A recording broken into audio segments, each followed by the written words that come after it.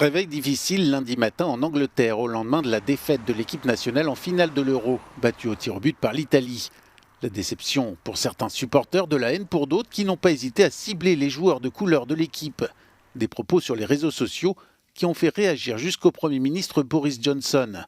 Ce même Premier ministre qui déclarait il y a quelques semaines qu'il était normal que la population de ce pays conspue les joueurs qui tentent de promouvoir l'égalité et de se défendre contre le racisme. Cela commence tout en haut de l'échelle, explique Gary Neville. Pour moi, je n'ai pas été surpris le moins du monde de me réveiller ce matin avec ces gros titres. Je m'attendais à ce qu'à la minute où les 3 joueurs qui ont manqué un pénalty, il y ait un problème. Il y a un problème dans la société où nous pensons qu'il est acceptable de critiquer les joueurs pour leurs actions sportives en raison de la couleur de leur peau. Je pense que nous devons commencer à isoler ces individus qui attaquent les joueurs de manière raciste, les isoler en écrivant à leurs employeurs pour qu'en fin de compte, la responsabilité soit totale. Mais aussi, pour être juste, il y ait des conséquences au sein du jeu par le biais de la fédération, de la Première Ligue, de l'UEFA, de la FIFA. Et que nous commencions à avoir des peines et des sanctions pour ces incidents qui, en fin de compte, sont à la hauteur du crime, parce que des gens sont abusés.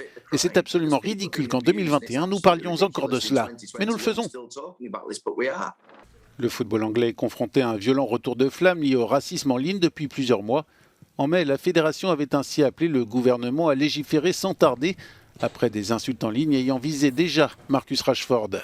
Le week-end du 1er mai, les clubs de Première Ligue avaient d'ailleurs cessé d'alimenter leurs réseaux sociaux en signe de protestation.